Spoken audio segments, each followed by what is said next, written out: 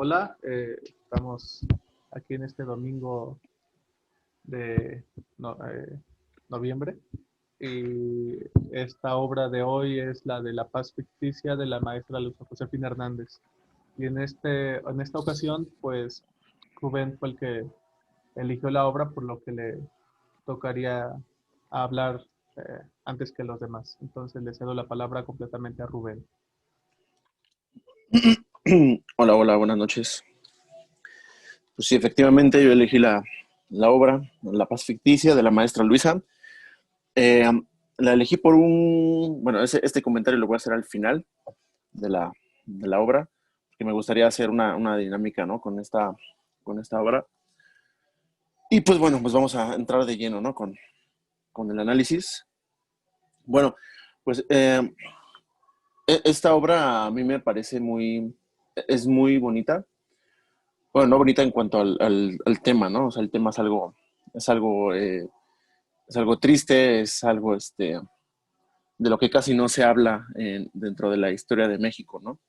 Que pues, es de la masacre de los, de los pueblos indígenas. Y bueno, pues esta obra transcurre en un periodo de la historia, ¿no? Que es el Porfiriato. Y aquí, bueno, pues lo interesante es que pues la autora plantea dos posturas, ¿no? Perdón. Bueno, en el primer cuadro se plantea una postura, ¿no? Eh, voy a ir leyendo algunas partes como de manera anecdótica y ya después se va a ir analizando, ¿no? Bueno, en el primer cuadro, pues salen unos ricos, gente de clase alta, bailando, ¿no? Y ellos exclaman, ¿no? Que el porfiriato ha sido un periodo de paz, hemos encontrado la calma. Eh, Menciona el caballero, cuando se daba prominencia a los mestizos, ahora nuestro gobernante se ha casado con una criolla, ¿no? Como si el problema del país fueran toda la raza indígena, ¿no? O sea, la solución fue esa, ¿no? Que el gobernante se casó con alguien que no es de aquí, ¿no? La dama menciona, bueno, hay que quitarle la tierra a los indios, el caballero, pues sí, si se resisten, puntos suspensivos, pues siempre hay maneras de hacerlo, ¿no? El caballero menciona, no hay lugar como México para ser feliz, ¿no? Ese es como el primer planteamiento de la obra, ¿no? En el segundo cuadro, pues ya se exponen grupos y razas indígenas, no sé, Camanea, Río Blanco, Yaquis, Mayas, Tomochitecos, unos grupos que se llaman las Vacas, las Palomas, revolucionarios, y todos pronuncian el derecho de huelga, en las tiendas de raya, que ha habido matanza, persecución, ruina y que todos andan en busca de la libertad, ¿no? Y aquí prácticamente lo que ellos plantean es que tienen únicamente ellos dos opciones, o morir o ser esclavos de sus propias tierras, ¿no? Mencionan que tuvieron un jefe que es eh, José María Leiva, ¿no? Es Gran Cajeme.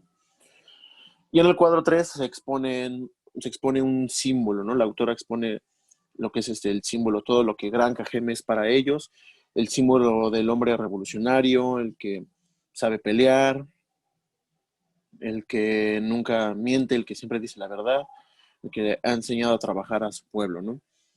En el cuadro 4 se ve a, pues, Gran Cajeme, ya se expone, como que te va induciendo, ¿no? Todo, te está hablando de una persona, ¿no? Que tiene muchas virtudes. Y ya en el cuadro 4 pues se ve a Gran Cajeme siendo un hombre que brinda claridad en su pueblo, ¿no? Todo lo que le preguntan, él lo contesta de la manera más sabia y dice una frase que para mí es una de las tantas muy buenas de esta obra, o sea, que la prosperidad sirva de ejemplo a un país que no sabe cuidar de sí mismo, ¿no? Entonces él, cuando dice eso, ya pues sabe más o menos de qué pie coge a su, pues, su país, ¿no? Su cultura, su raza. Pero bueno, continuamos. En el cuadro 5 vemos el éxito que obtuvieron por hacerle caso a Gran Cajeme. Las mujeres dicen que las mazorcas pues, son las más hermosas, que hay mucha abundancia, que sacaron la sal y la vendieron, que es un pueblo unido. En el cuadro 6 se expone el primer atentado contra el pueblo. Quieren matar a Gran Cajeme, vender las tierras y a los hombres. El villano es Loreto Medina, enviado por el gobierno de Sonora. Cuadro 7, la acotación menciona que están en una oficina lujosa, la del gobernador de Sonora. Aquí la autora vuelve a poner dentro de la acotación a una persona que representa, ¿no? O sea, una imagen, que es la imagen del porfiriato hecha gobernador. La autora recurre a símbolos, ¿no? Gran Cajeme no es tomado tan en serio por el gobernador y niega la presencia de Loreto Medina. En el cuadro 8, una mujer menciona que el gobernador no entregó a Loreto Medina, por lo que dice, así estuvimos seguros de que el gobierno está contra nosotros, tenemos que pelear y moriremos por ello y con ellos. En el cuadro 5, Leiva menciona que han sido atacados 2 veces y el gobierno de Sonora pide ayuda al gobierno federal. Son 300 hombres que pelearán como 3,000, ¿no? No van a atacar, van a defenderse y construirán un fuerte. En el cuadro 10 se ve el fracaso de los soldados y el aparente triunfo de los yaquis, ¿no? Los soldados mencionan que han muerto más soldados que indios, por lo que necesitan refuerzos. En el cuadro 11 los soldados logran entrar a las tierras, no ven ningún indio, se han ido, ¿no? Y ahí ya empieza la segunda parte. La segunda parte, cuadro 1, Leiva les recomienda alejarse de las tierras y luego recuperarlas. Se proponen morir antes de ser vencidos. Cuadro 2, la vieja informa que fueron atacados en la sierra. Cuadro 3, recomendación del presidente. Si son patriotas, les dice a sus soldados, si son patriotas tienen que vencer a los indios como de lugar, ¿no? Si no vencen, que se encarguen las compañías extranjeras, ¿no? Cuadro 4 y 5, los indios mencionan las complicaciones, no tienen comida y tienen un enemigo más, que es la viruela. Optan por alejarse al monte y dejar a sus familias. En el cuadro 6 llegan las tropas a donde están las familias, los dejan para seguir a los hombres y continuar luchando. El cuadro 7, pues una mujer canta a su hijo con la esperanza de vivir. Aquí en esta parte es una escena muy, muy desgarradora. Yo ya estaba así de, no, no, man. Es una parte muy, muy, muy, muy emotiva, ¿no? Cuadro 8, Gran Cajeme va a Guaymas en busca de las armas. Cuadro 9, un mestizo habla de la traición, ¿no? Que si él entrega a Cajeme, pues cobra su dinero y punto, ¿no? Cuadro 10, Cajeme ha sido detenido en Guaymas. Cuadro 11, el gobernador quiere fama por aprender a Gran Cajeme. Da su discurso. El gobierno de este país pues gasta dinero en destruir a su país, ¿no? Cuadro 12, los soldados buscan exponer la aprehensión de Gran Cajeme a su pueblo, pero nadie sale a verlo. Cuadro 13, la carta de Leiva, donde menciona que ha cumplido su promesa, ¿no? Los hombres de la patria se armarán y nuestro país será libre. Cuadro 14, se oyen los fusilamientos, entran los carteles de las compañías extranjeras y la obra termina como empezó, con la pareja bailando. Bueno, pues aquí, ya de la manera anecdótica, pues podría decir que la obra termina donde comenzó. El final tiene muy fuerte ese contrapunto, un contrapunto, la sensación del lector o del público no es de felicidad, ¿no? En la última escena, cuando el caballero y la dama mencionan que en México se puede vivir, pues el lector no tiene la misma sensación, ¿no? Cuando la obra empieza no hay esa sensación de cuando acaba. Al final, pues te enteras de todo lo que pasó, por lo que causa indignación, ¿no? Por lo que está mencionando la dama y el caballero al final. La autora, en el transcurso de la obra, por eso es que me fui ahorita un poco anecdótico, la autora te va guiando. Algunas escenas exaltan las emociones, eh, te va guiando. Aquí la sensación que tuve de esta obra es que es muy ágil, no hay En ningún momento se pierde el ritmo, todo el tiempo es una escena tras otra, una tras otra, una tras otra, y cada escena va hilando lo que va después, ¿no?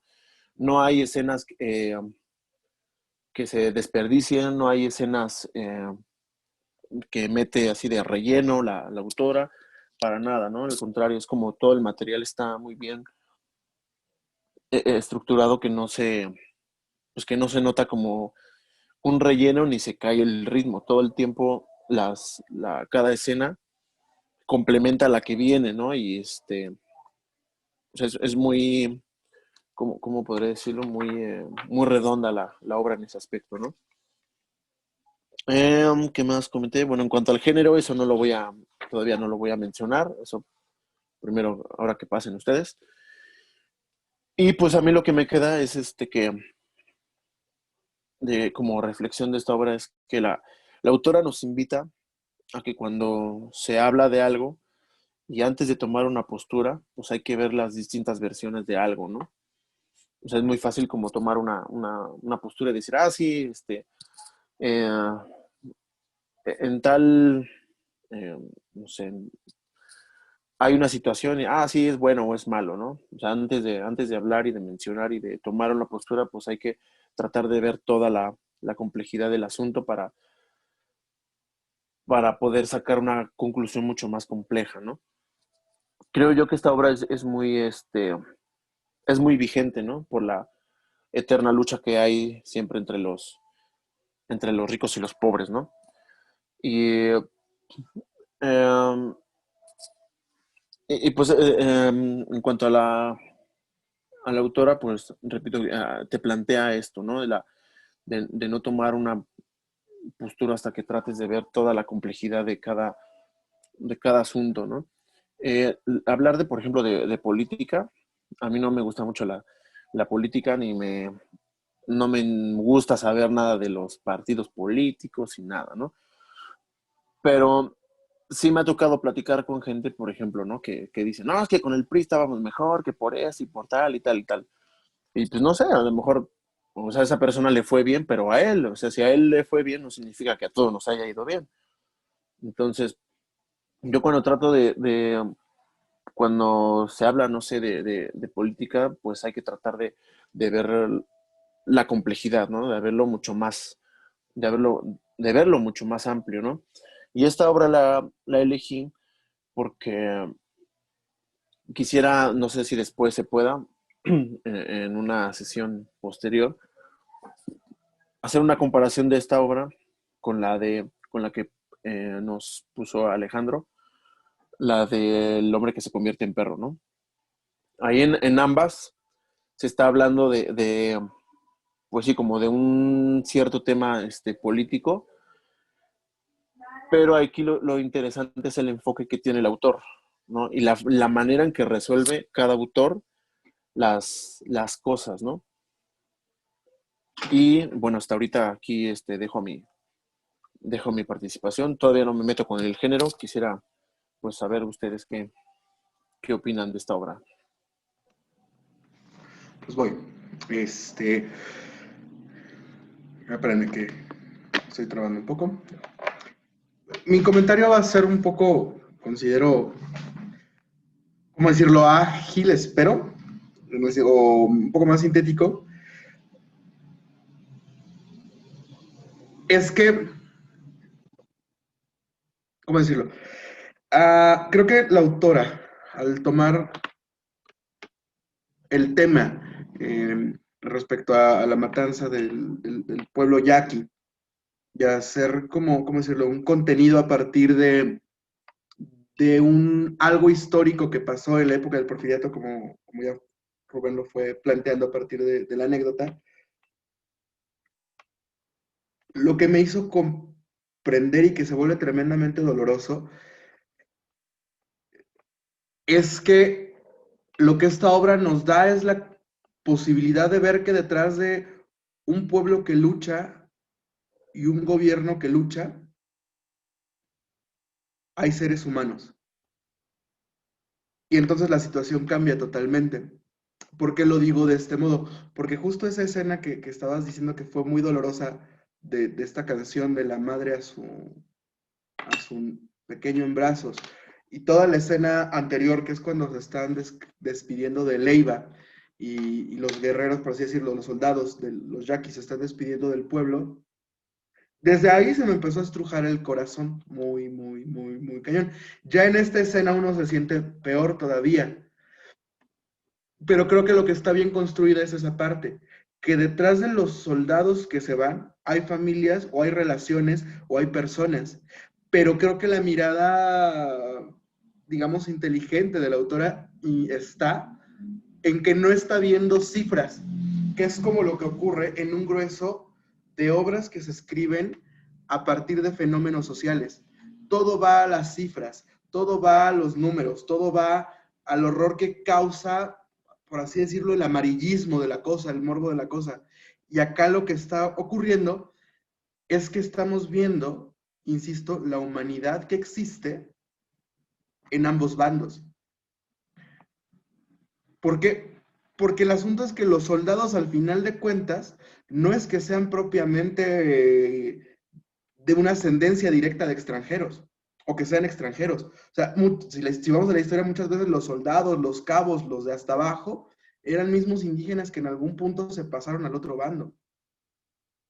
Entonces, aparte de, o sea, la síntesis del final es que el gobierno del país gasta para atacar al propio país, pero también el asunto es que la misma gente del país, antes que gastar, también está en contra de la misma gente del país. Entonces, esto me lleva a reflexionar a un punto en el que creo que la violencia es una cuestión, bueno, sí es obvio, es una cuestión más bien del ser humano y porque el ser humano busca ser territorial en todo momento. La falta de conciencia creo que te lleva al lugar de posicionarte ahora sí que con el mejor postor donde los intereses personales se puedan satisfacer sin pensar siquiera en el otro. Como lo que decía Rubén, hay gente que ahorita dice que, que con la izquierda estamos peor que cuando estaba a la derecha. A mí me gusta leer cosas de política, pero no me gusta tanto opinar, porque opinar implica entrar en una balacera de comentarios en las que habrá alguien que se va a ofender, etcétera. Entonces es un rollo. Pero es cierto, o sea, al final de cuentas uno siempre habla de cómo le va en la feria. Entonces los que le van a la derecha es porque con la derecha algo bien les fue, y los que le van a la izquierda es porque algo bien les va. Pero de todos modos, entre estos dos hay una brecha que ni los de derecha ni los de izquierda han tomado en cuenta. Y ahorita suena que estoy hablando como de cosas políticas o cuestiones de izquierda, pero no, a lo que voy es a, por lo menos en este país, la historia lo que nos dice es que el que tiene el poder siempre se aprovecha de la necesidad del otro, pero de necesidades vitales, y es donde radica el éxito. Alguna vez me invitaban a, lo mencionaré, me invitaban a afiliarme a un famoso partido político, que no diré su nombre, igual ya van a saber quién es. Entonces, bueno, recuerdo que me invitaban a afiliarme, no acepté en su momento. Hubo algo que a mí pues sí me generó a cierto grado como, más que indignación, como dolor. Pero bueno, ya, no hice gran cosa después. Llegan dos personas de la tercera edad, ya muy viejitos, que trabajaban en el sistema de limpieza, a que les dieran una despensa. Entonces, les dan la despensa, estaban por ser los comicios y fue así de, bueno, ya trajeron lo que tienen que tener, su copia de credencial, el comprobante de domicilio y otra cosa. No, que sí, yo sí, pero mi esposo no lo trae. Para el próximo mes, si no me lo traen 10 días, se pueden ir olvidando del trabajo, porque los dos tienen que votar y aparte las 25 otras que les habíamos pedido por cabeza. Se pueden olvidar del trabajo y de la despensa. No, pero es que ¿cómo crees? Y ve que nada más ganamos 1,900 al mes. Y uno piensa, con 1,900 en este país, ¿quién vive? Entonces, atacan a ese punto. Pero también, ojo, no estoy diciendo que las personas sean como víctimas. Es decir, también, ya lo que después escuché es que estos señores al gobierno en turno siempre le han estado dando votos y llevan años trabajando como en el área de limpieza o de sanidad o cosas así de los gobiernos en este municipio, pero siempre van hacia ese lugar. Entonces hace como una relación de codependencia. El que está en el poder entiende las necesidades del otro, pero no va a ir a ayudarle a la necesidad, sino lo que va a hacer es una ayuda falsa para enganchar al otro y hacerlo dependiente. Y de ese modo, pues suena, sí, ya tienes como una cuestión de votos seguros. Y en las cifras o en las obras que he visto que tienen que ver con tendencias políticas, solo te enteras de esta parte anecdótica. Y te genera una indignación atroz, punto. Pero sales después y uno no hace nada. Eso fue para ejemplificar que lo que yo detecto en esta obra es que la autora primero empieza planteando las polaridades, ¿no? Justo los ricos. Y es muy curioso que digan, en México se puede vivir bien, porque hasta eso suena hasta como comercial de visitamexico.com. O sea, como si México fuera un país de oportunidades. Y después tómala, vamos a ver todo lo que hay detrás de México, pero que es algo muy similar a lo que pasa ahorita. Hay un montón de gente inconsciente que piensa, o sea, que sí, que en México todo es color de rosa, porque no es que tenga que vivir la realidad de los otros, pero en ningún momento se ha puesto a pensar que en México pasan otro tipo de cosas. Es decir, no es rosa la vida, pero ni aquí ni en otro lugar es rosa, porque el ser humano es más complejo. Entonces, lo que empieza a ocurrir con el proceso de la obra es que vamos conociendo, insisto, a los humanos detrás de la piel, digamos, yaqui, detrás de los soldados, detrás del gobernador, y entonces a uno le va quedando un panorama más claro de que sí, en el porfiriato hubo gente que la pasó mal y de que se parece mucho a lo que vivimos ahora. Pero es que el problema es como si cada vez que hay un problema, un cambio de gobierno, lo que se intentara fuera hacer, ¿cómo decirlo?, un cambio del problema desde arriba sin pensar como en el interno de las cosas. Por metaforizar, es como si de pronto tuviéramos, por ejemplo, un piso de duela y abajo, es que alguna vez sí llegué a vivir en un lugar así, en la escuela, perdón, en Bellas Artes, donde estudiaba era piso de duela, abajo del piso de duela se infestó de ratas el salón de actuación y cucarachitas. En Toluca no salen cucarachas tan grandes, una época. Entonces salieron unas cuantas alguna vez, porque estábamos muy cerca del baño y los registros. Entonces lo que hicieron es fumigan arriba, pero el nido estuvo intacto y después de unos meses volvieron a salir. Hasta que ya fueron a hacer la limpieza desde abajo. Pero eso es lo que pasa cada vez que hay como una traslación de gobierno.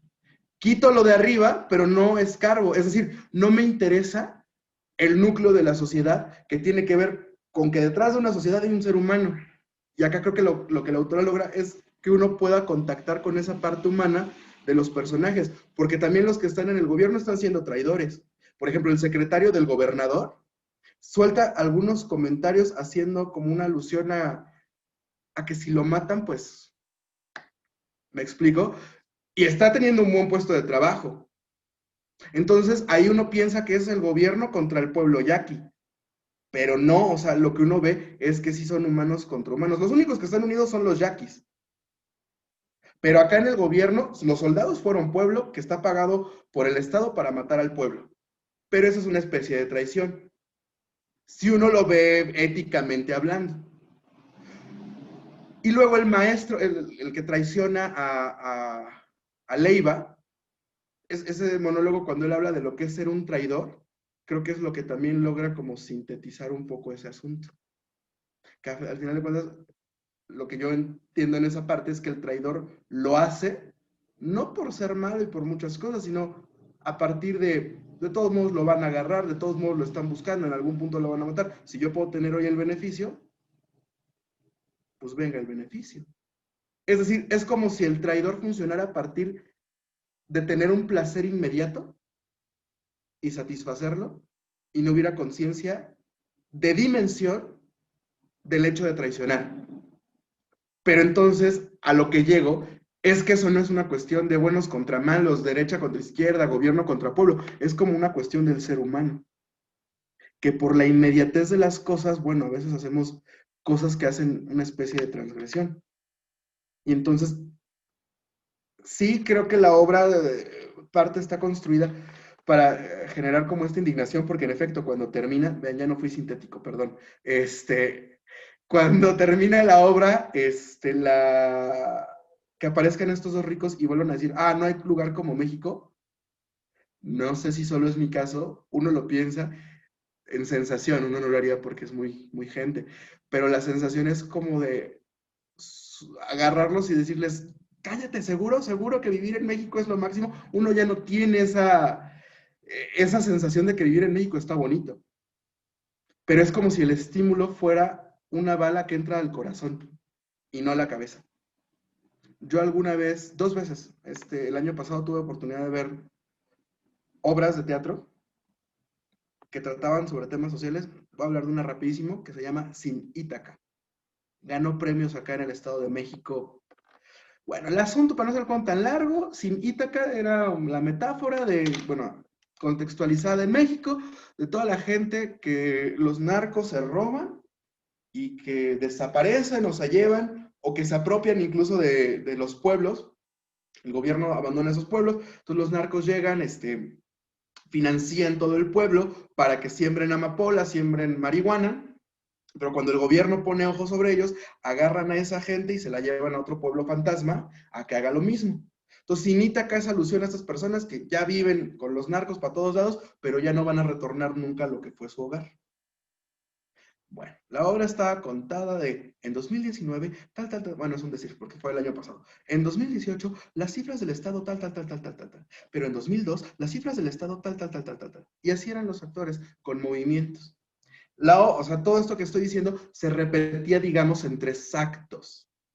Entonces, vamos a pensarlo así, el acto 1 era del 2000 al 2010, el acto 2 del 2010 al 2015 y el acto 3 del 2015 al 2018. Entonces, exacto, era así. Luego había puros alumnos entre de prepa y alguna gente administrativa. Yo recuerdo que veía la obra, o sea, veía la obra y ya me quería salir, pero no me podía salir porque en ese momento estaba trabajando dando clases en una institución y pues tenía que estar, ¿no? Pero volteaba a ver a mis alumnos y mis alumnos con el celular, volteaba a ver hacia atrás y había gente ya así como de, yo me quiero salir. Terminó la obra con un fragmento de las noticias, de una entrevista, y de repente se apagaron las luces. Silencio. Prenden las luces del escenario y los 2 actores están aquí. Silencio. De repente de cabina baja el director. Creo que no entendieron el final de mi obra. Bueno, les voy a contar. Pues ya, terminó de contar esto que yo les dije de cuál era su metáfora, por qué Sin Ítaca y por qué usaban una mesita bien bonita como con fichas de ajedrez. Y quién les diseñó todo y cuáles eran sus metáforas y lo que había leído y que esta obra había ganado una mención en Italia y no sé qué tanto y bla, bla, bla, bla, bla. Y de todos modos la gente seguía así. Entonces ya de repente el aplauso incómodo. Y ya, todos se animan a aplaudir, ¿no? Y ya, ocurrió, ¿no? Ahí terminó. Hubo alumnos esa vez que se indignaron mucho y los entiendo, que fue así de, ¿por qué nos llevó a ver eso? No nos costó, pero duró 2 horas y cuarto. O sea, ¿por qué nos llevó a ver eso? Y fue así de, pues es que era una cuestión del programa, qué sé yo, bla. Y de ahí, bueno, he visto un montón que ocurre ese fenómeno. Te dan cifras, y bueno, y luego cago con las cifras. De ahí me acuerdo que posté algo en Facebook y me amonestaron justo en ese lugar donde trabajaba, porque yo ponía que el asunto con el teatro no se trata de que vayan y me den las noticias, sino de que las cosas pasen. Pero como se entendió que era una crítica, bueno, en ese momento pues fue ahí un problema, ¿no? Y creo que en esta obra las cosas sí pasan. Creo que el problema, incluso con movimientos sociales, es que solo son cifras y las cosas no están pasando, porque lo que no se observa, insisto, es como el principio de lo humano. Entonces, esta obra logra esa parte. Esto ya me lleva más o menos como a pensar en una cuestión del estilo y el género, pero pues igual, me esperaré un poco. Bueno, pues ya este es mi turno. y voy a decir el género. No, no es cierto, no, todavía no lo voy a decir. pero, pero bueno, me resulta muy interesante y curioso. Digo, no sé si lo dijeron consciente o inconscientemente, pero dijeron cada quien una o dos palabras que definirían muy bien el género. En el caso de Rubén dijo una toma de postura. Y en el caso de Alejandro, no tanto por el género, sino quizá por el estilo, es que dijo, es que no te llega a la razón, sino al corazón. Y cuando dice, no, es que cómo te crees, qué te pasa, o sea, eso es en primer lugar, eso sería un poco el idealismo, o sea, la emotividad. Digo, finalmente todas las obras te llegan a lo emotivo, pero luego tú, cuando dijiste, no, es que qué te pasa, ya lo estás racionalizando, ya lo estás poniendo en palabras, que es una indignación. Entonces, habría que revisar si esta obra al final a uno le hace tomar una postura por medio de la indignación, ya estaríamos hablando de un género, porque no todas las obras te causan que para que tomes una postura tengas que indignarte precisamente, y ahí ya es lo interesante de sintetizar lo que ustedes dos están diciendo, que está muy bien. Sin embargo, o sea, no voy a decir cosas malas, o sea, no es que hayan dicho cosas malas o no.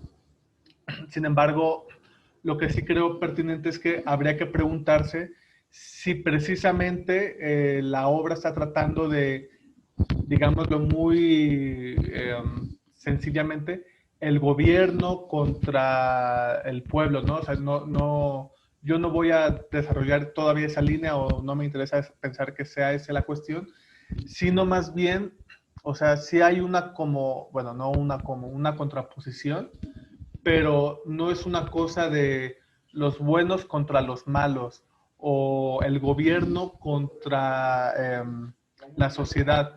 Más bien, o sea, sí, a lo mejor voy a decir que finalmente que esa es una contraposición, pero estamos viendo los poseedores o los que quieren poseer contra los despojados o los que van a ser despojados.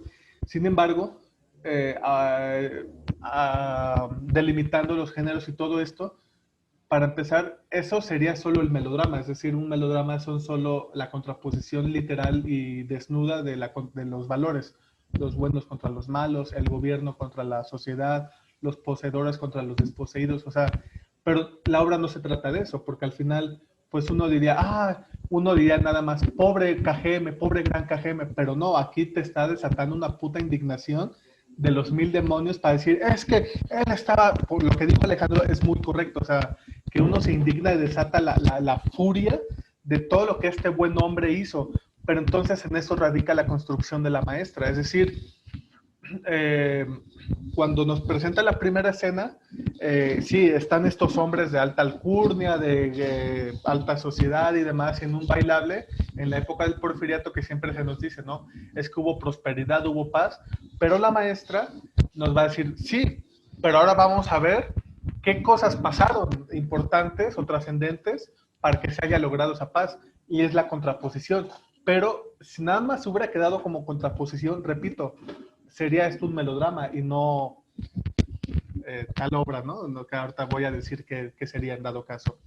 Entonces, yo hace 3-4 días en una llamada personal con Alejandro acerca de unos géneros y demás, hablábamos de un tipo de género, ¿no? En el que, bueno, más bien corrijo, más bien hablábamos que había veces en que ciertas obras de teatro no tienen género, pero eso traía muchos problemas consigo, ¿no? Que si la unidad de tono, la unidad de tema, la unidad de acción, bla, bla, bla, ¿no? Y en algún punto comentaba con el gran maestro Fernando que había ocasiones en las que no había género porque la obra era muy corta. Y entonces ponía de ejemplo la obra de un conocido compañero de la facultad, que la obra pues ciertamente era corta, pero si uno la leía, pues uno sí efectivamente no detectaba el género, pero la obra ocurría, es decir, estaba bien escrita y demás, pero entonces yo consideraba que mientras uno no valora o no crea un juicio de valor con respecto de la acción que está ocurriendo, es decir, de la trayectoria del personaje o de la acción, entonces no habría género. Sin embargo, hay otro tipo de obras muy cortas, o bueno, que serían las de la calle de la Gran Ocasión, en las que uno podría decir, no, es que estas obras no tienen género, es que tal. Y entonces yo le decía a Alejandro, a lo mejor en una manera un poco prejuiciosa, que si uno atendía el título de la colección, uno podía más o menos ir viendo qué tipo de obras serían, ¿no? O sea, no estoy diciendo que por eso quiere decir que no pudieran tener de otro género, pero entonces la palabra diálogos a mí me remitiría a cierto tipo de obra o de composición, ya ni siquiera hablando de una dramática, que sería la de los diálogos de Platón, ¿no? Y lo digo porque hace unos meses estaba leyendo unos, y entonces en la obra pues aparece Sócrates, aparecen varios personajes de esa época, y entonces están razonando, están discutiendo. Pero entonces, después de la discusión, llegan a algo, es decir, no solo ellos, sino el espectador llega a conclusiones, es decir, a tomas de postura. Pero entonces lo curioso es que Alejandro me comentaba, no, pero es que ahí son solo palabras. Le dije, sí, por eso es que esos diálogos de Platón no son obras de teatro, porque digamos que las reflexiones son psicológicas, es decir, son intelectuales, y no estamos viendo ningún cambio físico ni de emotivo en los personajes suficiente como para que uno se pueda burlar de ellos como si fuera una comedia, etcétera. Entonces, porque, por ejemplo, Sócrates o Platón o quien sea, pues se va caminando, ¿no? Dice, sí, es que voy a comer y punto, ¿no? Y entonces uno dice, bueno, no, aparentemente no hubo cosa física, pero al menos me dicen, o sea, al menos me hace pensar que tal personaje, pues es un completo imbécil, o el personaje estaba pensando mal, y es correcto decir, claro, es que yo no pensaría así, o yo pensaría como tal, y es lo que decía Rubén, es decir, en este tipo de obras, en las que son diálogos, o los diálogos de la calle de la Gran Ocasión, o sea, hay tres posibilidades, uno toma una postura, o adquiere una postura, uno mantiene su postura, o ahorita Alejandro me va a decir, porque no me acuerdo de la tercera opción, o sea, tomas postura, o mantienes postura, o cambias de postura, creo que esa es la tercera, ¿no? Entonces, en este caso, pues la obra, en la de La Paz Ficticia, vamos a ir viendo contraposiciones, pero a base o con base de razonamientos. Es decir, la acción está ocurriendo, no estoy diciendo que sea estática, porque con lo que se está diciendo se está desarrollando la acción. Es decir, denme 2 segundos porque aquí lo puse en algún momento. Hay una comparación, o sea, pareciera que el movimiento físico es estático, pero hay una comparación por medio del discurso, por medio de los razonamientos. Es decir, en el momento no estamos viendo cómo ellos adquieren o cómo ellos están arando en la tierra, porque no viene al caso, sino que ellos eran ignorantes y decían, Gran Cajeme, es que ¿qué hacemos cuando tenemos tierra pero no tenemos dinero? Y Gran Cajeme le dice, bueno, podemos rentarlas. Y entonces ya la siguiente escena vamos a ver cómo ellos, después de haber trabajado, porque no viene al caso verlos trabajar, sino ya cómo obtuvieron esos recursos. Entonces ese es el generador de movimiento. Y entonces es necesario para este tipo de construcción que vayamos enalteciendo al personaje que va a ser al final apaleado, al final va a ser destruido. En este caso, pues aparece Gran Cajeme, permítame tantito. Pudo haber apagado el micrófono. Entonces, estamos viendo cómo el Gran Cajeme, como lo dijeron ustedes, es sabio, es inteligente, es práctico, y el contraste general que yo diría que ese por ahí abundaría, no abundaría, sino más bien sería el tema, sería no los gobiernos, no los poseedores o desposeídos, sino que la toma de postura sería entre una cosa individualista, como tanto el traidor como el gobierno, de decir, es que no me importan los indios, los indígenas, ¿cómo se llama? Cuando la prosperidad o el avance social o nacional, no importa si por unos cuantos, la mayoría van a beneficiarse.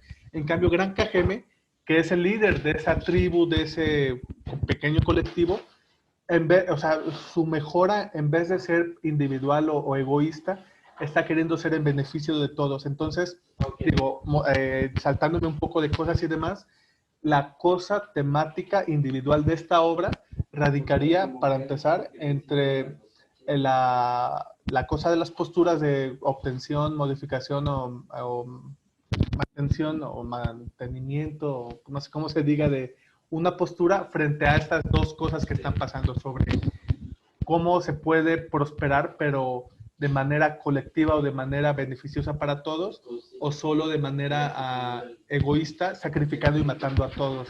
Pero bueno, entonces, hablando con lo que decía Alejandro, se me hace también muy importante, no solo para este género, sino para el melodrama y para otras obras, que en el caso de lo que está diciendo Alejandro, también es muy correcto en el sentido de que esa obra estaba aburriendo. Y está aburriendo porque es complaciente. Es decir, una de las cosas que he estado descubriendo y investigando y todo esto es que para que una obra sea eficiente, o sea, tiene que haber un conflicto. Entonces, es natural, ¿no? O sea, uno no puede nada más decir cosas positivas, porque es lo que pasaría con la obra que contó Alejandro, que aunque no nos ha dicho anecdóticamente todo lo que pasó, pero si nada se le opone, pues se vuelve aburrido, porque uno dice, bueno, sí, o sea, está chido que me estés hablando de porquerías, de desapariciones y todo, pero ¿qué más? Es decir, no estamos viendo las cosas por las cuales se los están llevando, aunque sea melodramáticamente, aunque sea patéticamente, aunque sea lo que sea, pero al menos en el idealismo estaremos viendo la cosa de victimismo. Es decir, sí, ellos se le están llevando porque necesitan dinero, necesitan comer, porque amedrentaron a sus familiares más viejos, etcétera, pero no estamos viendo nada de eso. Y en cambio aquí sí, es decir, mínimamente cualquier obra de teatro que se haga llamar o sea una obra de teatro, necesita tener, o sea, no solo contrapuntos, es decir, no solo algo que se le oponga, sino como algo único, sino que a lo largo de varios momentos podamos ver cómo eso va influyendo o determinando, que eso sería para mí la cosa estilística de realismo, idealismo, la palabra influir o determinar. Entonces, en este caso, podemos ver, repito, en La Paz Ficticia, que estos hombres, pues, se le están anunciando, o bueno, se hace como una cosa por adelantado y luego se retrasa para ir viendo todo el proceso, que ellos están, ya fueron destruidos, pero entonces vamos a ver cómo se originó todo esto, ¿no? Entonces, pues, podemos ver que se les fue avisando y entonces se fueron preparando. Y al final, de todas formas, fracasaron. Pero bueno, eso ahorita voy a hablar de eso como ejemplo o modelo ejemplar de este tipo de obras. Entonces, si alguien más tiene que comentar algo, que comente.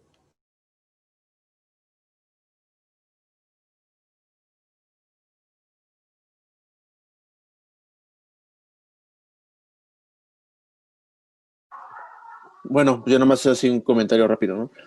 Sí, la obra está planteada, ¿no? Para que el espectador tome una postura a través de la emoción, ¿no? O sea, la autora no te va a decir, es que esta obra te tiene que causar indignación, sino que ella expone como contraposiciones para que tú, a través de la emoción, tomes la postura. No, pero es que, o sea, ellos están diciendo que está bien aquí, pero luego vemos a esta pobre persona que es muy buena con su pueblo y tal, ¿no? Entonces, obviamente, eso te va a llevar a que le apuestes más, ¿no? A Gran Cajeme que lo que dicen al principio los riquillos, ¿no? Y ¿qué más iba a decir? Se me fue la idea.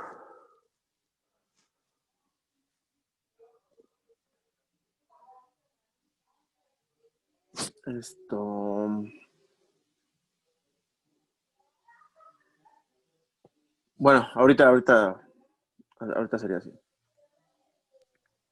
Por ejemplo, algo que entonces también observo y ¿cómo decirlo? Bueno, quiero ver si estamos como en ese mismo canal, es decir, que la observación sea una cuestión correcta.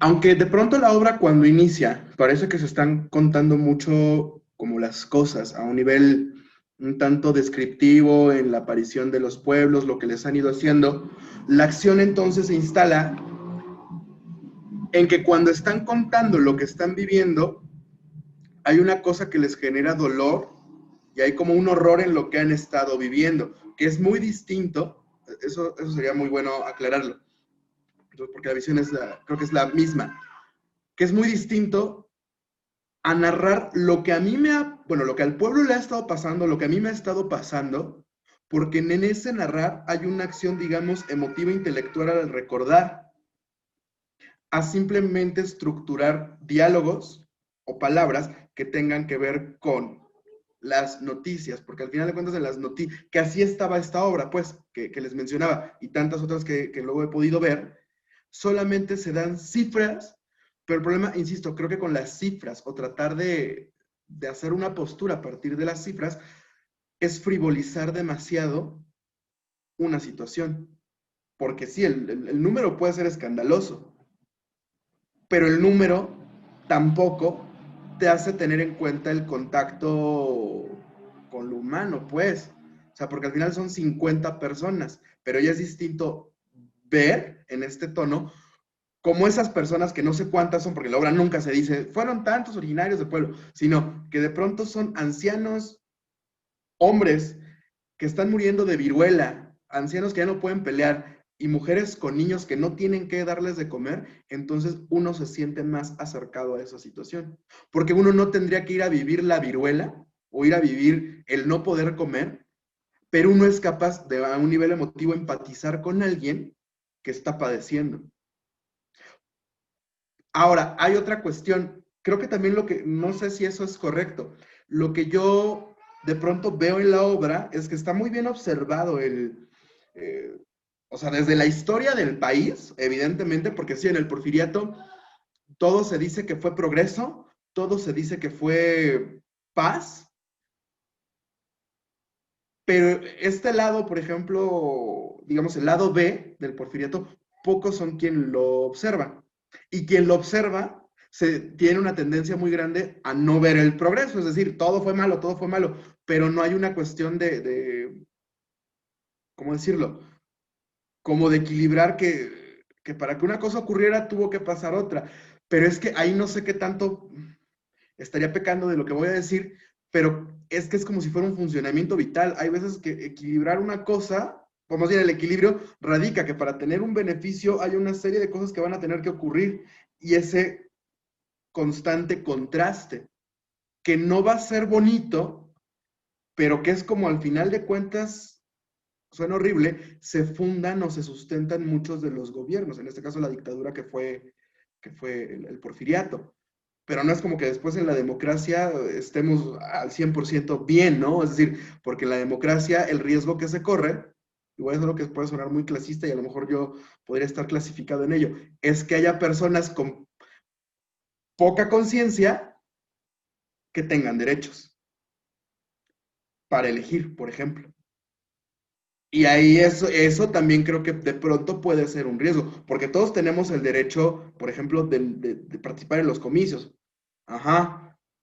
Pero eso no quita o no pone que uno sea apto para poderlo hacer. Digo, al final de cuentas, el asunto con la democracia es que también divide demasiado a las naciones y funciona para unos cuantos, pero no para todos. Ojo, no estoy diciendo que la dictadura sea mejor, pero es como entender que al final de cuentas el gobernar siempre va a implicar algo muy turbio, que bueno, ya lo hemos visto a lo mejor en otra clase con el maestro Fernando, pero es lo de Shakespeare, ¿no? O sea, gobernar la monarquía no es una cosa que humanamente pueda ser vista como ética, porque al final de cuentas la serie de decisiones que tendrás que tomar para ser un buen gobernante van a traer una serie de consecuencias que no van a ser agradables.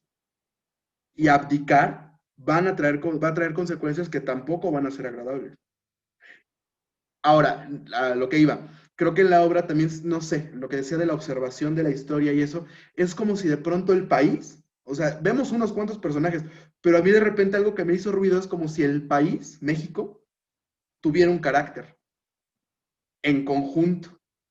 Porque, o sea, no sé ahí si te digo, ya quiero buscar algo que no, pero es como sentir que eso se sigue sintiendo tan vigente que de pronto uno dice, es que el carácter de los personajes es como si fuera, o lo que está pasando con los personajes es como se siente en general a México. Porque ahorita pensé en algo, que el asunto con este género, o que te hace tomar una postura, sí creo que, como dice Rubén, la postura no te está jalando a mirar lo que la autora quiere mirar. Porque habrá quienes sí digan, ah, bueno, pues sí, se derramó mucha sangre indígena, pero gracias a la sangre indígena tenemos el progreso. Como Lord Farquaad. Es un sacrificio que estoy dispuesto a aceptar. Pero eso también es una postura. Y hay gente que sí lo piensa. ¿Me explico? Entonces, eso suena horrible, porque uno dirá, no mames, o sea, perdonen el francés, pero uno dirá, es que, ¿cómo puedes pensar que eso está bien si la gente está muriendo? Sí está muriendo, pero hay progreso. Y creo que no es que sea ética, pero eso también es una postura. Y el asunto es que sí podría haber gente que pueda verlo de ese lado, porque, pero es tomar una postura. Y estarán los que digan, es que no, porque lo que hizo Cajeme, el gran Cajeme, o sea, no está bien que le haya pasado eso, por así decirlo, y te genera indignación. Entonces, es ahí donde creo que radica la otra parte. O sea, hay una observación de estos dos lugares, digamos, del que gobierna, pero y también César dijo algo que es muy puntual, o sea, no es una cosa de buenos contra malos, no es de gobierno contra pueblo, es una cuestión del que posee y el que quiere poseer, como una cuestión de robar. Y al final de cuentas, eso ya también te pone en un punto en donde no es una cuestión institucional, sino que cuando uno tiene que defender lo que es suyo, ante eso hay una acción y habrá una consecuencia.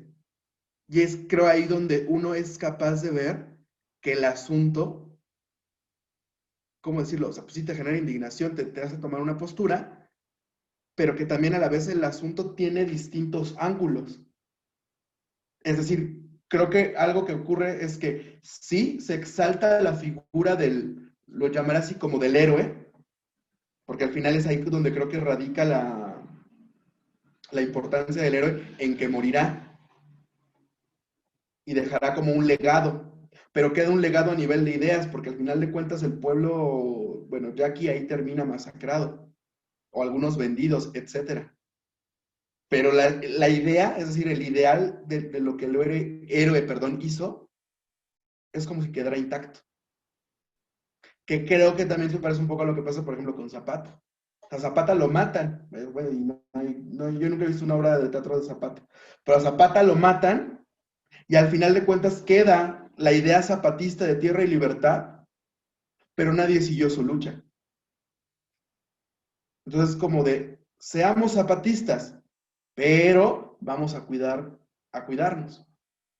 Entonces ya queda intacta esa idea, porque él fue grande, pero al final de cuentas, suena feo, no hubo esa como transformación, porque quedó en algunos cuantos y ya ha habido células que se han ido, de pronto, han ido surgiendo a lo largo de la historia después de la revolución.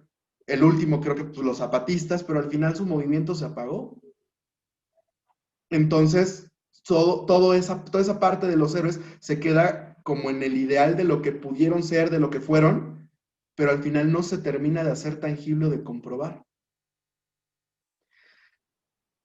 Entonces, insisto, o sea, eso es lo que te hace, creo que, tomar la postura de indignarte porque llega la emoción, pero sí creo que también haya quienes tengan la otra postura de pronto. Entonces, ahí no sé si yo me estoy confundiendo, es decir, que como en lo didáctico, por así decirlo, no te induce a ver lo que quieren que veas, sino a que tú tomes tu propia postura a partir de los hechos que se están demostrando. Y es que creo que hay lo que pesa, de cierta manera, y, si fuera como yo lo estoy diciendo, que puedes tomar cualquiera de las dos posturas, lo que pesa, también no sé si tenga que ver con el tipo de persona que eres. En el sentido, o con tu tipo de carácter, por así decirlo. Por lo que decía habrá quienes digan, es que es lo del sacrificio que estoy dispuesto a aceptar.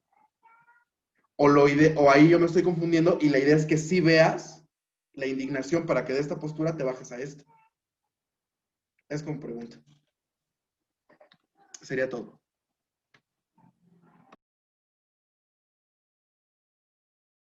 Permítame, ya voy. Me estaba rascando la nariz haciendo una anotación. Bueno,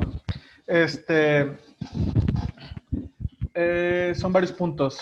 No me acuerdo en dónde me quedé, pero si no, ahorita lo retomo. Le pido a alguien que si se acuerda que me diga. Nada más, Alejandro, se te está olvidando que son 3 posturas, no solo 2. O sea, es que digamos que la cosa melodramática, la cosa simplista sería a favor o en contra, pero aquí, a diferencia, por ejemplo, que es muy bonito el ejemplo que tú pusiste del que daba los narcoreportes, es que, digo, esta es una obra didáctica, pero ahorita lo voy a ir desarrollando más. Entonces, te hace tomar una postura, te hace cambiar de postura o te hace mantener la postura. Es decir, son 3 posibilidades, no solo 2, porque en el melodrama es o los buenos o los malos, es decir, tú estás a favor o en contra, pero en el caso de la obra didáctica es en el caso de que tú no supieras, como no sé si tú lo decías, Alejandro o Rubén, que a veces no te interesa además, pero los escuchas y ya luego puedes opinar, es decir, estás adquiriendo una postura o mantenerte o cambiarte de postura. Entonces, o sea, es como si ahorita alguien nos llegara y nos hablara de las moléculas del átomo a menos 30 grados, uno dice, güey, ¿qué mamadas me estás contando? Pero ya cuando al final de que él haga su ponencia, su exposición, uno diga, ah, pues está chido, ya tomamos una postura. Ah, no está chido, es otra vez una toma de postura.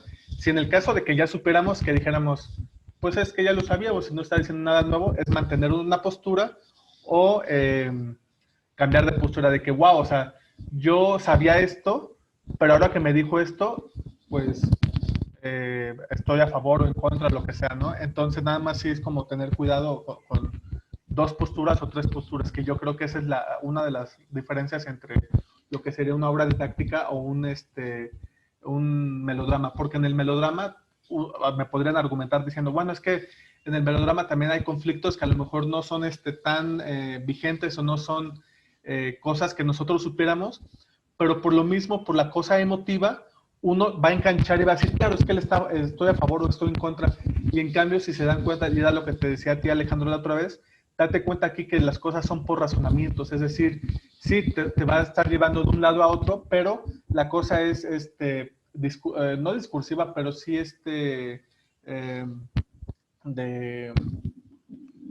no sé cómo decirlo.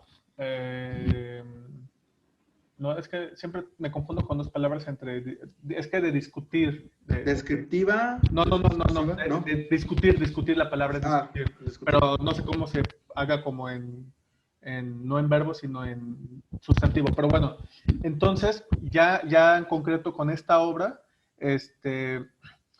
hay como 5 puntos rápido que voy a decir que son como muy importantes en cuanto al género y todo esto.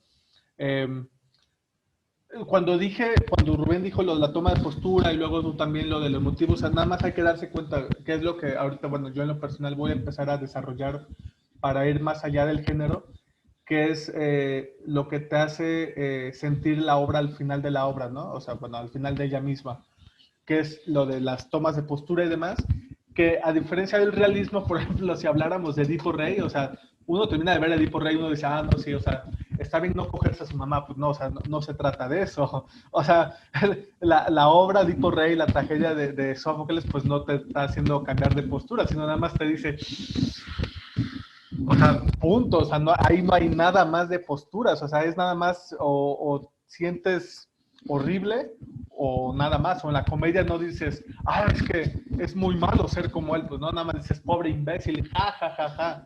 Entonces, digamos que sí es una cosa peculiar en la obra didáctica, que es el efecto que va a generar, es decir, que se genere una postura adquiriéndola, manteniéndola o cambiándola, ¿no? Eso es como lo de las posturas.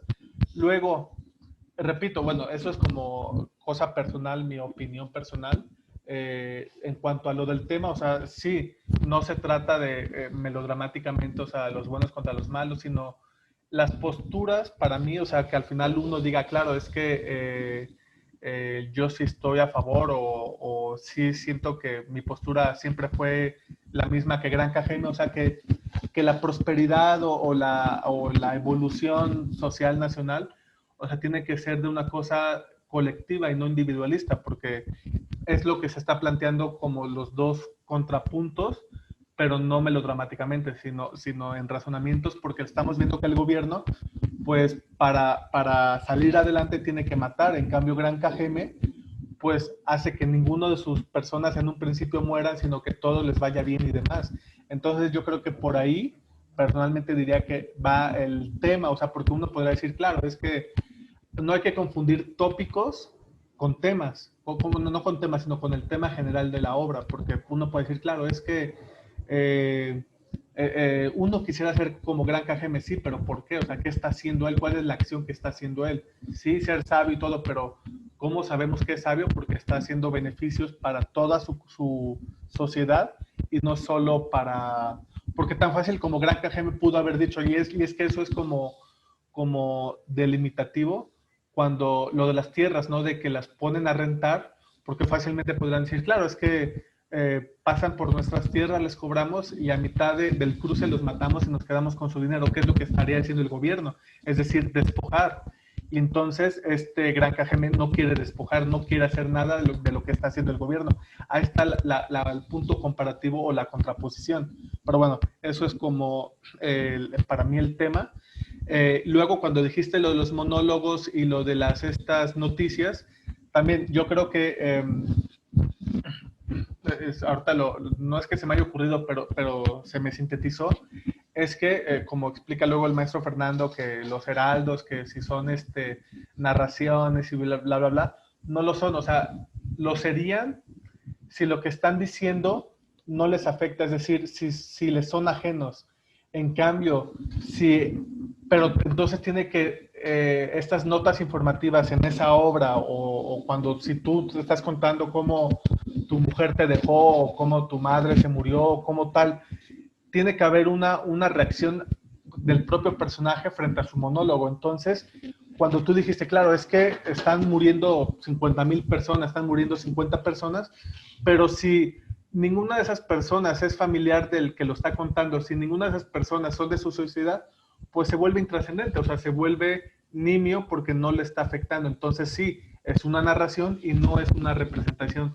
No es lo mismo como el maestro lo diría cuando analiza Orestes, cuando él está narrando, entre comillas, que trae la urna de Orestes cuando murió, ¿no? Entonces dice, sí, es que los caballos iba manejando y entonces cayó y ahí lo vemos que le está afectando, es decir, porque de manera mentirosa, de manera como lo quieran llamar, pero él está buscando que la otra persona le crea, entonces tiene que elaborar una serie de condicionamientos emotivos y demás para que la otra persona caiga en la trampa, pero si nada más se trata de decir, claro, es que hoy en la Ciudad de México murieron 50,000 personas y uno dice, bueno, ¿y a mí qué chingados me importa? O sea, ¿qué? ¿Son de zona de Coyoacán? ¿Son zona de Milpa Alta? ¿Son de qué zona para que me afecte? O a lo mejor porque podría ser, pero si uno no lo incluye, pues no, no pasaría que dijera, claro, es que mi novia vive en Milpa Alta, entonces, chin, le voy a ir a hablar. Pero mientras no haya esos desarrollos de reacciones que los mismos personajes están diciendo de sí mismos, pues se vuelve informativo, se vuelve narrativo y es lo que aburriría. Pero repito, o sea, mínimamente en un monólogo que es de las cosas más difíciles y ahorita es como que ya me entró el 20 para desarrollar el monólogo que tenía ahí atorado desde hace mucho, es que lo que el personaje tiene que decir le tiene que afectar, es decir, él mismo tiene que reaccionar porque es algo que le está afectando.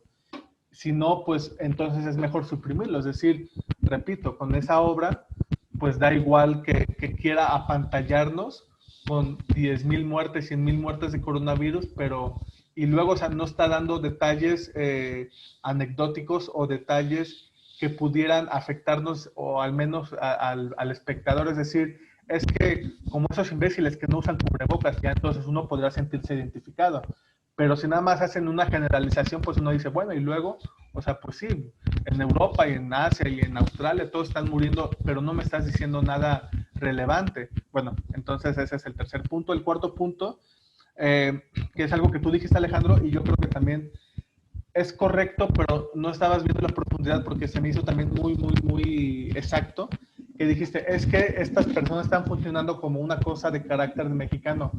Te diría sí y no, porque lo que te decía la otra vez de la obra didáctica, no sé hasta qué punto sea 100% fiable, aplicable, pero al menos en este caso y en...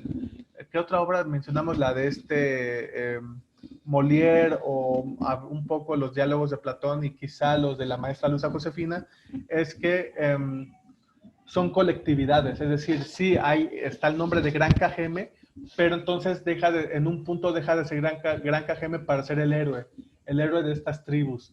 O dentro del porfiriato, es decir, la clase alta, pero no estamos viendo los nombres, es decir, no estamos viendo a Pedrita Sotelo y Jaime Vodevil, o no sé cómo se llamara, o sea, estamos viendo dos personas ricas, puntos, es decir, porque solo bastaría con ver a este hombre rico para saber que ese sector social está pensando igual, y los indios igual, o sea, es decir, estamos viendo a 3, 4, pero son suficientes y no necesitamos ver cantidades, porque eso llevaría quizá a desarrollos anecdóticos, melodramáticos y demás, de ver que cómo fueron acribillados, cómo fueron apaleados 200, 400 y solo basta ver uno, porque la cosa es didáctica, la cosa es vámonos a los razonamientos, vámonos a la contraposición, vámonos a otras cosas, a ver el morbo, a decir cómo los soldados tuvieron suficiente energía para apalear a 400 indios, pues no, porque eso se vuelve, repito, hacia otro género, ¿no?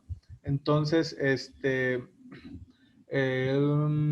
pues bueno, eso es como a grandes rasgos y bueno, ya yo dije lo que considero que es obra didáctica y cuál sería el tema particular de la obra, ¿no? Porque pues sí, necesita haber una indignación y bueno, a lo que ya para cerrar esta participación mía, lo interesante de las obras didácticas que se puede ver al menos con esta obra es el fracaso del héroe, es decir, o del superhombre o la supermujer o lo que fuera, como vamos a verlo en otras obras, que entonces hay que llenarlo de virtudes, de cosas, es como si fuera una tipo tragedia, pero anecdótica, es decir, vamos a ver cómo este hombre es súper bueno, es súper carismático, es súper bondadoso, es súper generoso, y entonces las circunstancias, por más que él quiera ser como es para beneficio del mundo, de la sociedad, de su entorno, la circunstancia no se lo permite y al final la circunstancia va a ser más fuerte que él y lo va a hacer fracasar ese intento de mejora de la humanidad.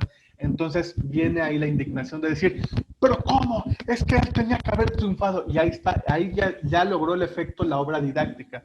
Y esa es la toma de postura, de decir sí, o si uno ya sabe la historia de Gran Cajeme, pues uno dice, claro, es que eso era natural porque así era, y eso es lo de mantener la postura.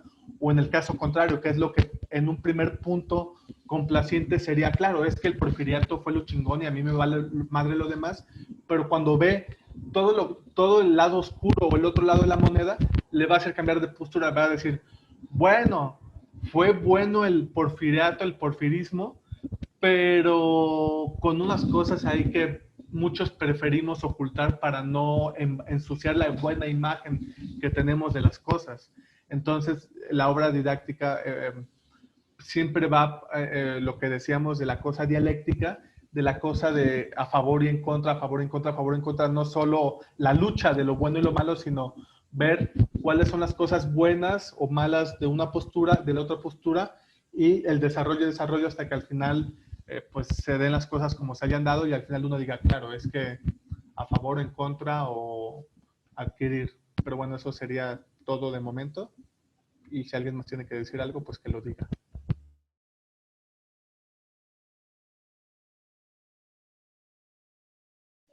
Ok,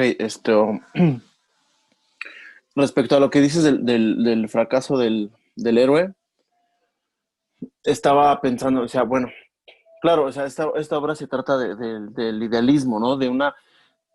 Al fin de cuentas, tanto Gran Jaqueme como estos pueblos están muriendo por una idea, ¿no? Es su parte idealista, ¿no? Si fuera, bueno, por ejemplo, en el realismo, ¿no? Cuando en las clases Fernando menciona que en el realismo lo más importante es la vida, ¿no? Ahí no importan las ideas, lo que importa es que uno viva, ¿no? Entonces, claro, en esta obra es el idealismo, porque al final de cuentas, Gran Cajeme, si lo analizamos de manera realista, pues Gran KGM está siendo transgresor igual que el gobierno, ¿no? O sea, el gobierno los quiere despojarlos de esas tierras para venderlas, esas tierras y generar un ingreso para, para el gobierno, ¿no? Pero, por ejemplo, Gran KGM está protegiendo esas tierras, pero esas tierras no son de ellos. O sea, el hecho de que sepan trabajarlas no significa que sean de ellas. Entonces ahí yo siento que ahí está haciendo, o sea, Gran KGM está haciendo igual o está respondiendo de la misma manera que el gobierno. Pero obviamente, o sea, esta obra como está planteada de manera idealista, pues tú vas a adquirir una postura o vas a querer defender la ideología o la postura de Gran KGM. Cuando en el realismo, pues ese sería el problema de él, ¿no? Porque al final de cuentas él muere. O sea, sí está teniendo una trayectoria trágica por sus ideas, por la idea de querer, ¿no? De los revolucionarios, ¿no? Que yo, que, yo doy la vida, ¿no? Por estas tierras y tal, y tal, y tal, ¿no? Pero eso es lo que él está haciendo como una acción transgresora y está respondiendo o están haciendo la misma cosa que el gobierno quiere, ¿no? O sea, a él no le gusta que el gobierno despoje sus tierras, pero él le quiere cobrar a los que no son de esa zona una cierta cantidad por pasar por tu tierra, ¿no? Entonces, pues, ahí es donde no, pues, está, sí, está haciendo igual que lo que quiere hacer el gobierno, ¿no? Y bueno, en cuanto en cuanto a lo que hablaban del tema, claro, bueno, no sé si ahí todavía sí es tema utópico, pero sí lo que decía hace rato Alejandro, ¿no? Que toca una parte mucho más humana esta obra, ¿no? La ambición por parte de los humanos, ¿no? El hecho de que bueno, aquí pues el gobernador de Sonora vende las tierras que no son de él y pasa por encima de los pueblos indígenas por dinero, ¿no? Ahí ya estamos viendo que la ambición, pero no del gobierno, sino de los mismos humanos, ¿no? De cuando queremos lograr algo, pasamos por encima de todos para poder lograr lo que queremos, que esa es parte pues, del ser humano, ¿no? La codicia, lo que es la, la ambición. Y si esas personas ambiciosas están en un puesto poderoso, pues es lo más peligroso que puede ser, ¿no? Que puede pasar. Y otra cosa que quería mencionar, ah, es respecto a lo que decía Alejandro, ¿no? De la otra obra en la que llevó a sus alumnos y que hablan de cifras y tal. Eso es lo bonito de esta obra, que la maestra tiene muy bien sintetizado, ¿no?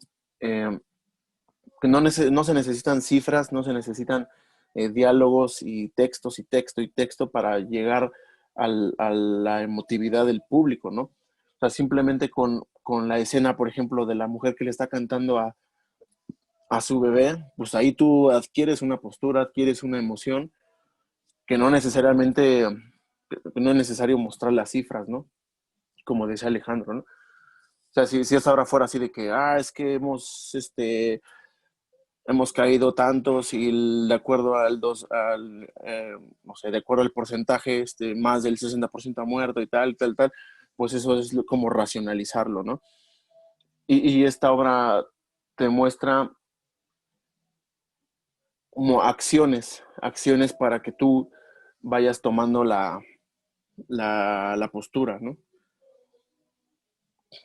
Y bueno, ya por último, lo que quería mencionar es que, bueno, no sé si les pasó a ustedes, en mi caso, que este tema de la historia de México, esta parte del porfiriato, nunca se habla en las escuelas, ¿no? Yo no, por ejemplo, yo no supe yo no sabía de los yaquis y de todos estos grupos indígenas todo eso lo fui aprendiendo más o menos, creo que creo que en la carrera, cuando montamos la obra de Pancho Villa, nos dejó leer Fernando el de México Bárbaro, ¿no?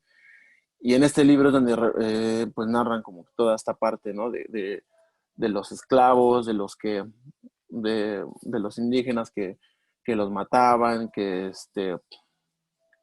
ocurre justamente en esa etapa del porfiriato. Entonces es como querer tapar una verdad, una parte de nuestra historia que es como si la quisieran tapar, así de que aquí esto no pasó, ¿no? Y yo, por ejemplo, en la primaria nunca me hablaron de esto, ¿no? Ni en la secundaria, ni en la prepa. Y yo de esto era muy, muy ignorante hasta apenas en la carrera que nos dejaron a leer este libro. O sea, te das cuenta de esas contrapartes, ¿no? Porque sí, muchos tienen esa postura de que no, es que el porfiriato fue lo mejor, fue tal, tal, tal. Y no son conscientes de la contraposición, no son conscientes de todo lo que, como decía, ¿no? Para que haya paz, para que haya progreso y para que exista todo lo que hoy existe, pues tuvo que pasar esto, ¿no? Entonces ahí sí siento que estamos como lo que dice Granja Keme, ¿no? Que en esta frase que anoté, ¿no? Donde dice que que un país no sabe cuidarse de sí mismo, ¿no? Pues muchos mencionan que los enemigos, ¿no? Son la parte externa, ¿no? Son los otros países y tal, pero no nos detenemos como a ver lo que nosotros somos, ¿no? Como mexicanos, ¿no? Que nosotros mismos nos hacemos daño, ¿no? Y bueno, y pues ahí concluye y bueno, y sí, ya regresa. Y en cuanto al género, pues sí, efectivamente se trata de una obra didáctica, ¿no? Esta obra didáctica me gusta mucho precisamente porque se expone, es como muy, ¿cómo podré decirlo? Muy, pues vaya la redundancia, muy didáctico, cómo te va mostrando las cosas, ¿no? Las contrapartes para que tú tomes la postura, ¿no? Y las obras didácticas también lo que manejan son los símbolos, ¿no? Como lo que, como el símbolo, lo que representa Granja Keme, ¿no? Un nombre con muchas virtudes.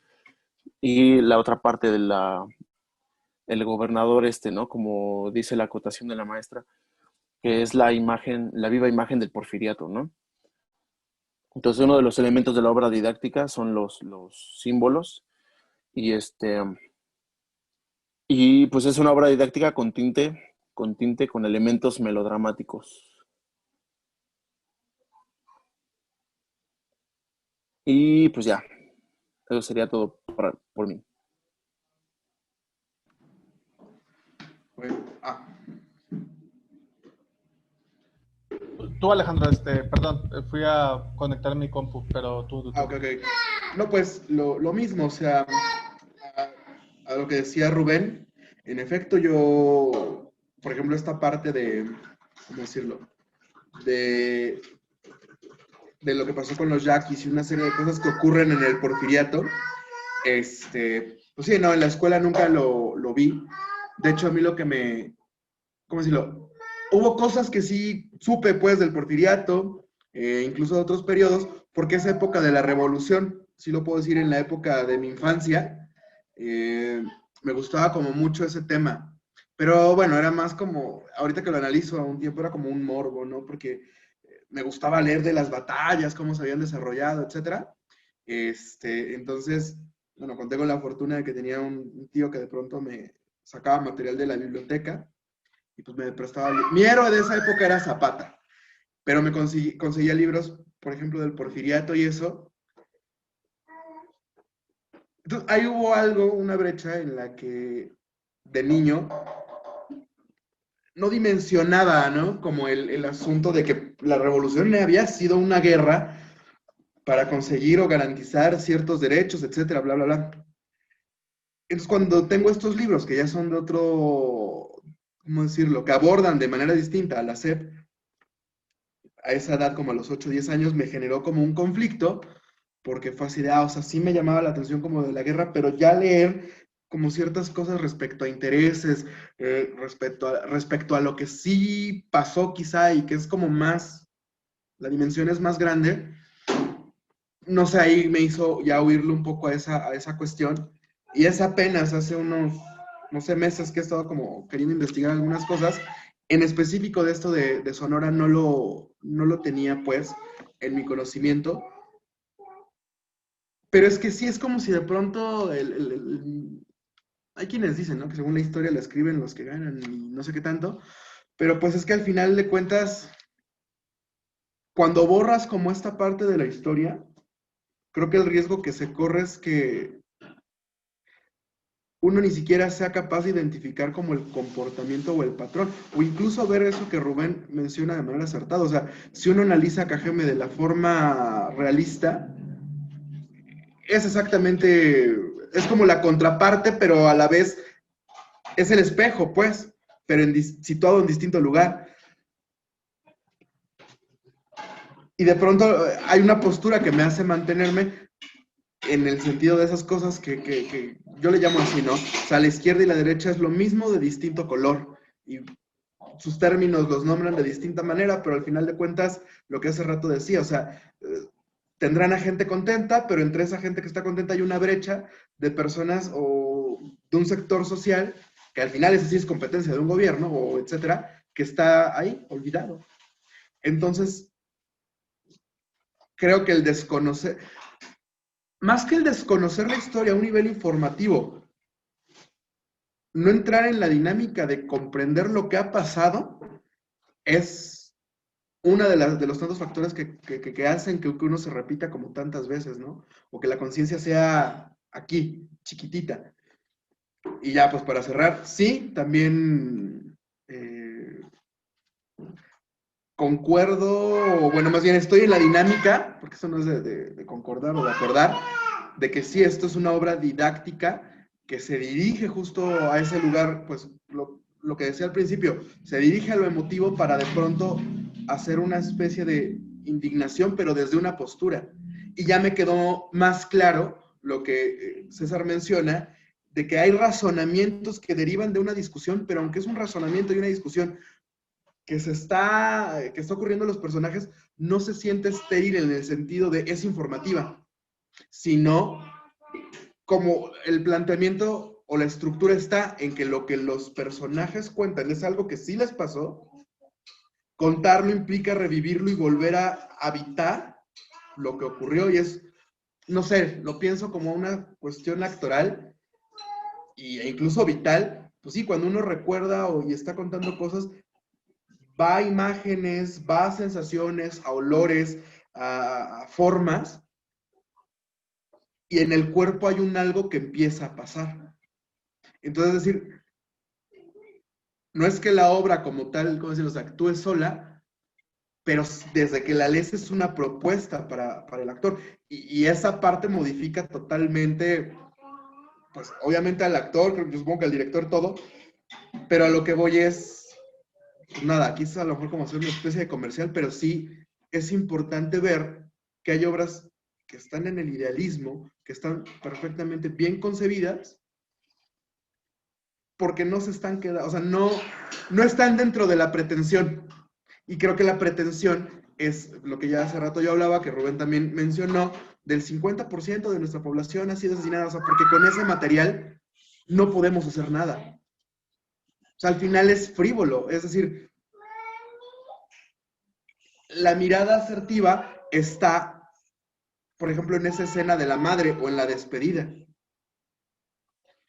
porque nos acerca, nos conecta, por un momento es como sentirnos humanos, pues, y entonces creo que es ahí donde se logra esa maestría de la maestra Luisa, que, pues bueno, hasta ahora no he leído yo una sola obra de ella que pueda decir, o sea, no porque es un gran crítico, pues, pero que se sienta que no está funcionando hasta ahora, de lo que he leído, ¿no? Creo que hay una observación muy, muy clara de la vida y la manera en la que estructura, pues, o sea, es exacta hacia donde, no sé cómo ella decidió escribir, pero vaya, es muy exacto lo que se logra. Y sería todo por mi parte.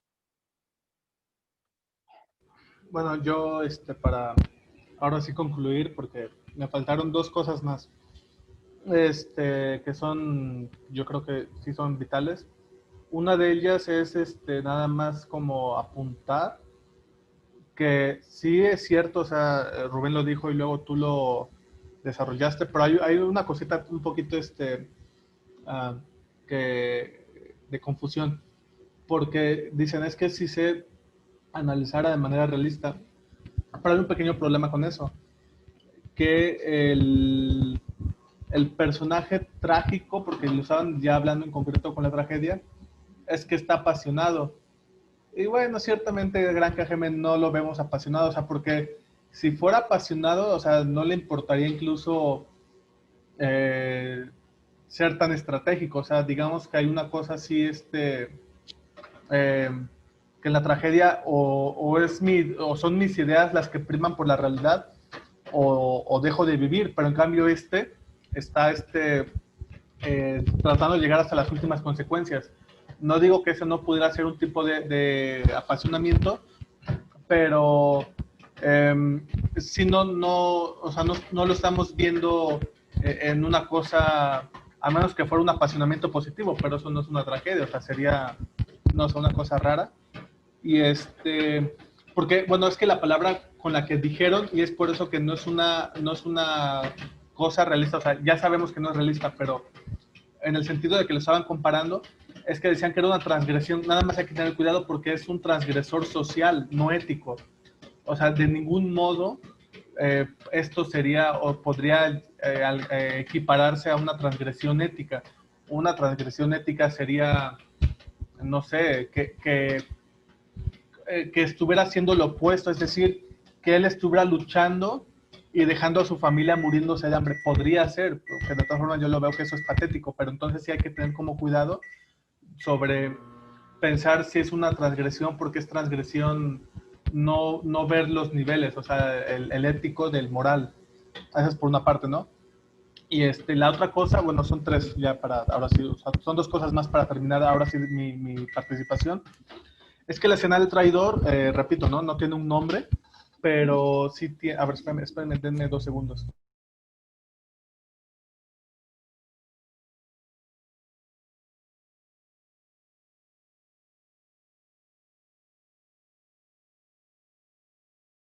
Ya, perdón. Es que el traidor, de nueva cuenta, o sea, creo que no tiene un nombre, porque nada más dice que es maestro y demás. Y está funcionando de una manera buenísima, porque está funcionando como el gobierno, es decir, mi beneficio personal, no me importa que este gran KGM lo capture, porque algún momento, o sea, su razonamiento muy tonto dice es que algún momento lo van a capturar, entonces da igual, es decir, yo me puedo beneficiar, ¿qué es lo que está haciendo el gobierno? Es decir, el gobierno dice, bueno, es que algún momento las personas se van a morir y vamos a tener que ocupar esas tierras, ¿no? O sea, y por eso decía que a comparación Gran KGM, pues está haciendo la cosa de, pues es nuestra tierra o es una tierra arrendada o lo que sea, saquémosle beneficio pero sin perjudicar a los demás, sin aprovechar lo que tenemos. Eso es como a grandes rasgos. Y ahora sí, ya para terminar mi participación, es algo que no se comentó y ahorita al final se me vino a la cabeza, que es otra cosa de la que hablaba con Alejandro, es que en esta obra, bueno, no en esta obra, en este tipo de obra que sería didáctica y en la tragicomedia, pero en esa ahondaremos en otra ocasión, se compone de material melodramático o cómico. Es decir, con nosotros nos indignamos y todo esto, pero entonces, ¿qué tipo de personaje es este Gran KGM? O sea, aquí yo creo que a diferencia de el, yo estuve aquí una vez, los sordomudos, que hablábamos de complejidad emotiva, no de carácter. Aquí ciertamente no hay una complejidad emotiva, podría ser una emotividad, no sé, de escenas o de eh, peripecias, no sé, ahorita no estaría inventándome cosas, pero La cosa con el material es que lo que sí podemos decir del personaje es que es melodramático, es decir, no, en ningún momento nos da risa.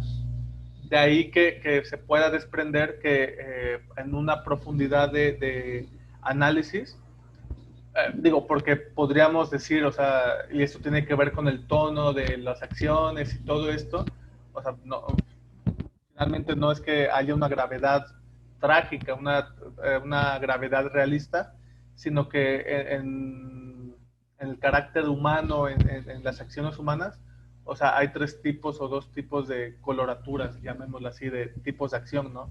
La patética, la cómica y la grave. O sea, entonces, para que funcione esta, tiene que tener una cierta unidad de material, es decir, o sea, no es que juguemos a que un rato es melodramático y un rato es cómico, porque entonces se volvería un poco raro y no conozco ningún caso porque no funcionan así las cosas, sino que lo podemos ver en otro tipo de obras didácticas, tragicomedias y demás, es que el carácter, o sea, sí es básico en el sentido de que es de material melodramático o de material cómico. Entonces ahorita lo que estamos viendo, Gran KGM, los militares, o sea, todo lo que abunda es material patético, melodramático, y bueno, eso sería como ya ahora sí, cosa total de participación.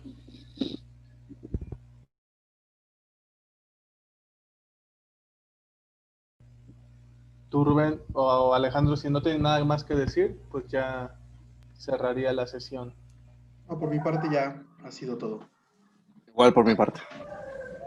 Ok, pues ya pasemos a otros asuntos.